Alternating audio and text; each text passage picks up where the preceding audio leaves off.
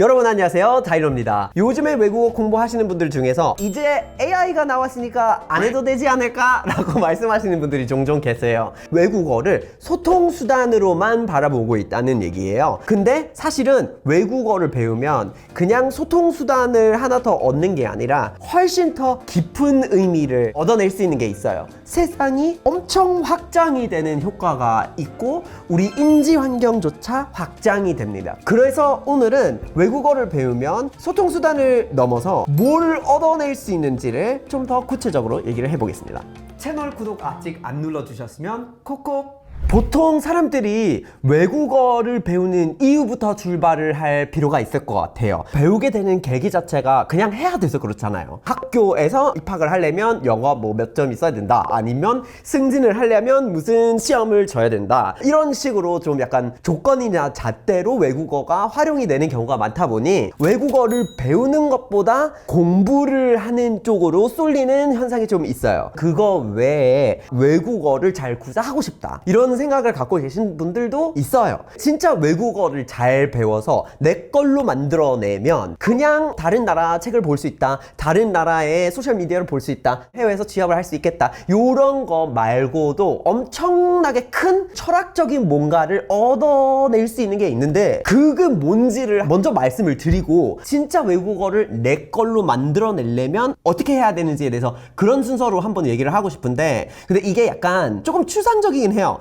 그래서 저는 제일 쓸만한 비유라고 생각하는 게 바로 수영이에요. 바다를 본 적이 없는 사람이 바다에서 수영하는 법을 배우는 거랑 마찬가지예요. 외국어를 배우는 게 그런 거예요. 바다에서 수영을 하는 거 배우려면 일단 바다 가야 되겠죠. 바닷가 가가지고 와 신기하다 이러겠죠. 처음 보는 거니까. 우리가 외국어를 한 번도 들은 적이 없는데 하는 소리가 들려서 저거 무슨 소리야? 신기해. 이거예요. 아직은 배워본 적 없다 이거죠. 근데 배우려면 물에 들어가야 될 거 아니에요. 물에 들어가서 입문 과정을 거쳐야 되는데, 우리가 수영을 할 줄 모르는 사람한테 일단 바다에 뛰어 들어가라 무섭잖아요. 그러니까 먼저 물에 익숙해져야 돼요. 그래서 일단 입문 과정은 외국어도 마찬가지로 언어에 익숙해지는 단계로 물놀이를 한다는 거예요. 그러니까 아직은 수영을 안 가르쳐요. 초보 단계에 있으면은 그냥 물이라는 게 뭘까 한번 느껴보고, 거기서 서보고 넘어져도 보고 만져도 보고 하면서 물 닿는 데에 있어야 돼요. 그래서 수업의 형태가 굉장히 편하죠. 되게 간단한 수업 형태로 진행이 돼요. 여기서 만족하고 포기하시는 분들도 있지만 진짜 그 언어를 배우고 싶어서 중급까지 가는 경우가 있는데, 중급은 좀 어느 정도 헤엄칠 필요가 있겠죠. 그래서 더 깊은 물에 들어가기 시작한단 말이에요. 근데 여기서 갑자기 어려워져요. 왜냐면 알아서 헤엄쳐야 되니까 문법이라는 게 나타나고, 갑자기 구절이 연결이 되고 연결이 됐을 때 여러 가지 규칙이 생기고 단어 배워야 되는 거 너무 많아지고,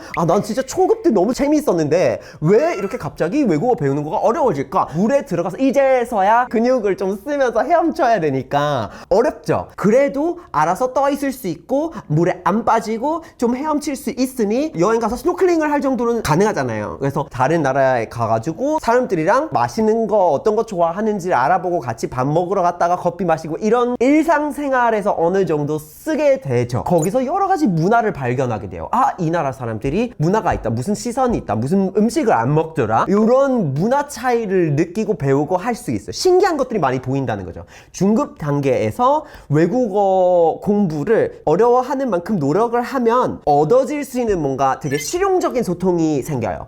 중급은 그래요. 근데 여기서 고급으로 넘어가잖아요. 비유를 한다면 고급까지 가려면은 진짜 깊은 물에 들어가야 된단 말이에요. 이제는 스쿠바를 해야 되고, 중급 때는 스노클링을 하면서 새로운 거 항상 보였는데 고급이 됐을 때 성취감이 느껴지는 순간들이 덜해요. 고급 단계까지 올라가시는 분들 중에서 소위 말해서 플라토가 생겨요. 그래서 배우고 있을 때 성장이 있는데 어느 순간부터 이게 꺾여져서 그냥 평평하게 이렇게 나가고 있는 느낌. 그게 아무래도 이제는 사고하는 방식을 더 배우고 조금 더 심층적인 것들을 배워야 하는 단계이기 때문에 그때 약간 반짝이는 것들을 이제 얻어낼 수 있는 이런 단계가 아니란 말이에요. 고급 단계까지 올라가는데 깊은 물을 찾고 더 깊은 물을 찾고 더 깊은 물을 찾으면서 결국 10회까지 내려간단 말이에요. 어느 순간에 갑자기 그런 일이 생겨요. 상상해보지를 못했던 형태의 뭔가를 발견하는 순간이 있어요. 새로운 물리학의 원칙을 발견한 것 같은 느낌이 들 때가 있단 말이에요. 심해까지 이렇게 노력했잖아요, 여러분이. 그러면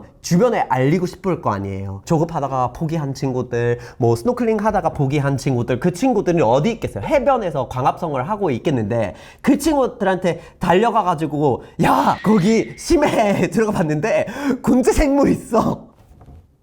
그래서 어쩌라고. 이런 식의 답변을 들을 거예요. 이게 무슨 말이냐면 거기에 안 간 사람은 상상조차 못하겠죠. 한 번도 안 들어갔으니까. 요거는 사실 그냥 비유를 하는 거지만 실제로 언어학계에서는 사람이 자기 주변 환경, 자기 존재 자체를 인지하는 과정이자 결과가 인지 환경이래요. 그러니까 언어를 통해서 결국 인지 환경을 얻게 되는데 언어가 달랐을 때 다른 인지 환경을 또 얻게 돼요. 이게 설명하기 되게 어려운데 하나의 세상을 더 얻어내는 거나 마찬가지다 라고 생각을 해보시면 돼요. 진짜 오래전이었던 것 같은데 생각의 지도라는 책이 나왔어요. 그 책이 한국에서 한때 되게 유행할 때가 있었는데 왜냐면 문화마다 사람들의 사고가 얼마나 다른지를 묘사하고 있었어요. 근데 그 중에 하나가 만약에 공항에 있는 비행기가 있죠. 타기 직전에 보통 사람들이 인증하는 그 장면이 있죠. 그 사진을 보고 있다고 쳐요. 그 사진을 보고 있을 때 서양인은 이거를 보고 비행기 사진이다 이렇게 보는 경향이 있어요. 그런데 중화권에서는 비행기보다 공항이다 이런 식으로 얘기를 했던 거예요. 그러니까 여기선 진짜 철학적인 얘기가 되는데 하나의 어떤 객체를 보는지 아니면 관계를 보는지 이런 거에 얘기가 되긴 하는데 어쨌건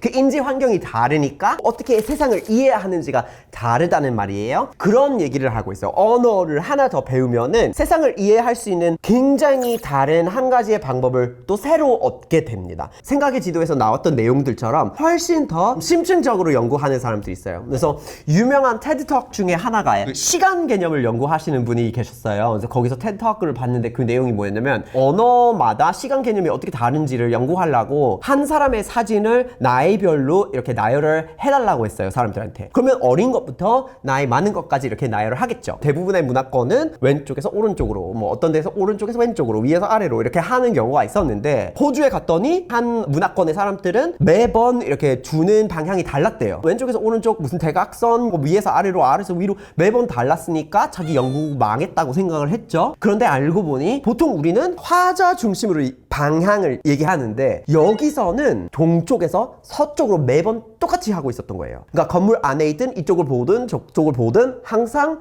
동쪽에서 서쪽으로만 사진을 나열했던 거예요. 그러니까 시간이 공간으로부터 떼어놓을 수 없도록 인지를 하고 있단 말이에요.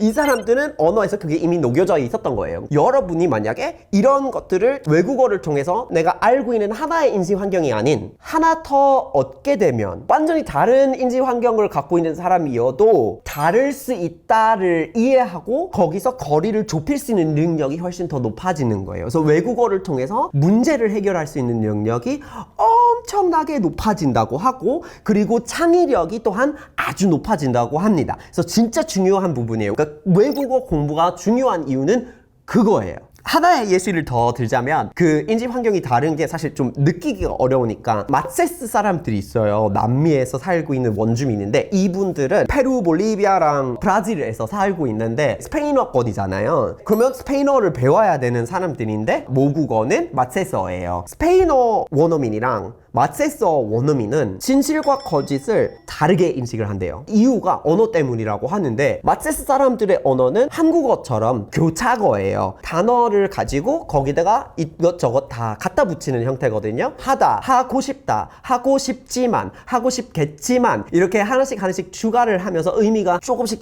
구체화가 되는 거예요. 근데 마세서로는 그런 규칙들이 굉장히 강해서 사실을 전달할 때 그 사실을 내가 경험한 바 있는지 아는지를 표시해야 되는 거예요. 여러분이 집에서 사과나무가 있어가지고 사과 몇 개 따가지고 이거를 장에서 팔러 갈 거예요. 근데 저랑 길에서 마주치는데 제가 물어보죠. 아, 어디 가세요? 사과 팔러 갑니다. 아, 그래요? 사과 몇 개 있으세요? 5개 있어요 라고 이렇게 말할 수 있죠. 말이 되는 소리예요. 그런데 만약에 제가 마세서 원어민인데 여기서 여러분이 그냥 5개 있어요 라고 말을 하면은 저는 이게 아니 그거 어떻게 아냐? 이런 반응이 있을 거예요. 가방에 뭐 구멍이 뚫렸다가 막 빠져나갔을 수도 있고 아니면 땄던 것들 중에서 뭔가 썩은 게 있을 수도 있고 그 사실을 지금 경험하고 있는 건 아닌데 어떻게 5개 있어요? 라고 말할 수 있겠냐고. 그러니까 그게 사기 같다 이거예요. 왜냐면 마세서로 얘기를 할 때는 지난번에 확인했을 때 5개였어요 라는 문법이 표시가 되는 식으로 말을 하니까요. 언어가 갖고 있는 진실과 거짓의 경계선이 애매하게 다른 경우가 있는데 그래서 문화 차이가 많이 충돌이 생길 때 가끔 이런 인지 환경 때문인 경우가 많아요. 인지 환경이 다른 경우 중에서 한국어랑 영어도 사실 그런 부분이 있어요. 이건 결국 또 말을 표현을 하는 어떤 논리까지 확장이 되기도 하는데 진짜 구체적으로 얘기를 하자면 여러분이 이거 너무 익숙해서 못 느끼실 수도 있는데 한국말에는 말의 뉘앙스가 조사 때문에 아주 미묘하게 바뀌는 게 한국말이에요. 그런데 영어는 분석어이기 때문에 뉘앙스 차이를 넣으려면 억양을 통해서 하든지 혹은 말 자체를 다르게 해야 되는 거예요. 그래서 한국 사람들이랑 소통을 할 때 어떻게 보면 단조로운 말에서 많은 의미를 막 유출을 하려고 그래요. 예를 들어서 회사를 다니고 있는데 최근에 되게 빡센 프로젝트를 하고 있었어요. 우여곡절이 있었지만 끝났을 때 그거에 대한 얘기를 나누고 있어. 뭐 어땠는지 등등등 얘기를 하고 있는데 그 프로젝트 같이 했던 팀원이 있어요. 근데 우리가 제3자랑 얘기를 하고 있는 거죠. 저는 그 프로젝트 되게 어려웠는데 저는 진짜 노력을 많이 한 것 같아요. 이렇게 말을 하면 내 얘기예요. 주어를 굳이 넣어가지고 는을 붙이면 옆에 있는 팀원까지 포함을 안 시키는 걸 수 있는 거잖아요. 의도는 아닐 수도 있지만 이 사람이 노력을 별로 안 했다. 그것까지 유추가 가능한 문장이 돼요. 영어로 똑같이 말을 하는데 it was a really hard project, but I think that I made a lot of effort to get it done. 이렇게 얘기를 하면 그 아이가 메타적인 아이라고 주장하기 어려워요. 거기에 은근히 붙지는 않으니까 비교를 하는 건 아닌 거예요. 결국에는 그런 말을 하는 방법의 차이가 있어서 문화적인 어떤 충돌이 많이 생기는 것 같아요. 그러니까 한국인 유학생들이 영어권에서 이제 공부를 하고 있는데 수업 시간에 갑자기 교수님이 이제 네 생각이 어떠니? 하고 이렇게 물어볼 때 자기 생각을 말을 할 때 약간 well, I guess it's kind of like I think 앞에 말을 갈 때까지의 이게 많은 거거든요. 그건 이제 한국말로 해야 돼요. 저는요 이거 이제 읽고 있었을 때 굉장히 많은 생각을 했는데 이렇게 말하면 되게 겸손하고 잘 전달이 되고 사람들이 잘 들어주고 이해를 하는데 영어로 그렇게 말하면은 아예 리딩을 안 했었나 보다? 왜 이렇게 노력을 안 하지? 이렇게 생각되거든요. 그래서 그 인지 환경 때문에 사람들이 소통하는 방식에 있어서 서로를 오해를 할 수 있는 일들이 너무 많은 거예요. 저도 이런 걸 이제 한국에서 많이 느꼈는데 여러분도 다른 문화권에 갔을 때 또 많이 느끼실 거예요. 근데 그 언어를 끝까지 배워가지고 그걸 내 걸로 만들어내면, 그러니까 진짜로 그 소통 방법을 내 걸로 만들어내면은 그걸 뚫어갈 수 있다는 거죠. 물에서 물놀이를 하고 이제 끝났다 광합성 하자 이런 게 아니라 진짜 바닷물 어디서든 수영을 할 줄 아는 사람이 돼야 되겠다, 이런 식으로 외국어를 접근하는 게 여러분이 이거를 가지고 살면서 훨씬 더 본인이 원하는 거를 얻어낼 수 있는 능력이 있으실 거예요. 네, 이렇게 보면 조금 철학적인 얘기일 수도 있지만 사실은 언어가 우리가 살고 있는 세상에서 굉장히 많은 거를 지배하고 있는 게 맞아요. 외국어를 접근했을 때 우리가 그냥 소통수단이 아닌 무엇을 소통하고 있는지에 대해서 고민할 필요가 있는 거겠죠. 우리 인지 환경, 세상을 어떻게 이해하고 해석하고 있는 것에 대해서 계속해서 서로 협상하고 타협하고 맞춰가고 있는 건데, 그러면 외국어를 배울 때 인지 환경에 대해서 조금은 더 생각을 해보고 접근하는 게 맞는 것 같습니다. 어차피 그거를 하면은 우리는 훨씬 더 넓고 깊고 더 많은 의미 있는 것들이 있는 세상에서 살게 되니까요. 그럼 다음에도 외국어에 대한 더 많은 얘기를 나누어 보면 좋으니까요. 여러분들이 외국어에 대해서 궁금한 부분들이 있으면 얼마든지 댓글로 공유를 해주시고, 그리고 인지 환경이 다른 언어들 경험하신 거 있으면 그것도 경험을 공유해 주시면 너무 좋을 것 같습니다. 그럼 다음에도 볼게요. 바이바이.